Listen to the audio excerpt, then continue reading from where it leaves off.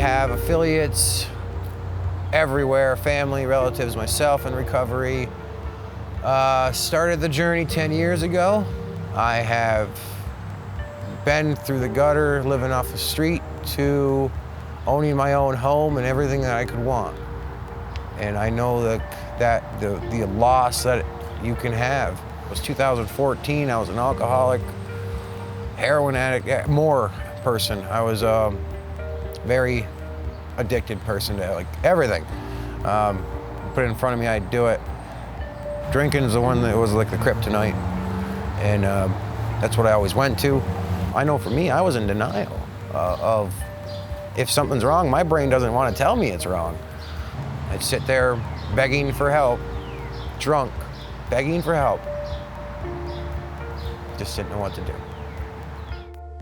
I remember from an early age that seeing family and friends partying was very fascinating to me, and that quickly led me to want to participate in that. And so I started sneaking beers, started smoking pot with friends. Yeah, and that quickly turned into a full-blown substance use disorder. I remember in the 10th grade, sitting there, I remember exactly who was around me and thinking to myself, if I don't stop doing this now, this is going to become a huge problem.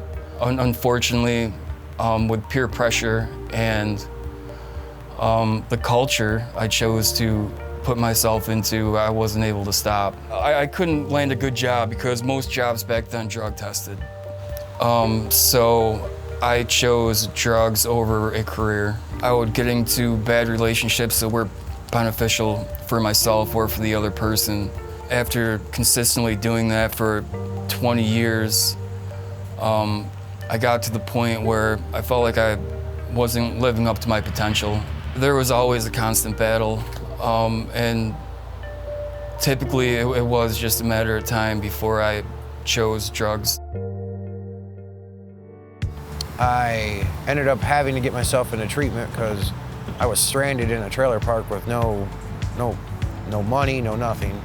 Called CFLR and talked to Rob, and I got an intake form, and they told me about Peer Alliance, and he's like, I got an idea for you. Because he's like, I know exactly where you're coming from.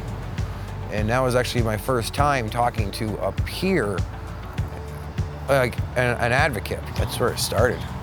Just went off from there. Every Tuesday showed up for the class, learned more and more. Almost everywhere on my journey, I could have used a peer. There's no one to question if I was doing it the right way, or if there is a right, so that's why, I see the peers here, it's just, they care. Here at CFLR, that's the recovery community that I can see it gets me involved. I surround myself within the recovery world, and that is a constant reminder to keep it green, where everything is still fresh. And all I can do is maybe help in my experience, shed a little bit of hope, because without hope, there's nothing. Never give up and keep moving forward. After telling myself for so long that there was something more for me, that there was a better life ahead, that was basically the turning point. I heard about the peer advocacy. It was refreshing to meet with people that have had similar pathways through life and have overcame that, and able to use their story to inspire people like myself to get into recovery and stay in recovery. I wanted to help people. CFLR encouraged me by always being willing to answer any questions I had, give me positive support, and the tools to become a peer advocate myself. It gave me confidence to tell my story. It helped with my self-worth a lot, and in doing that, it led me to kind of having a meaning in life. Felt like I did have a purpose, and I can use my story to help other people. I have many months of recovery now, and I just finished training. Yeah, my ultimate goal is to find a job in peer advocacy and help people that have been in similar situations as me. A recovery coach is someone who helps another individual on their path of recovery. In our role as coach, it's not just about the substance recovery, it's about the big picture.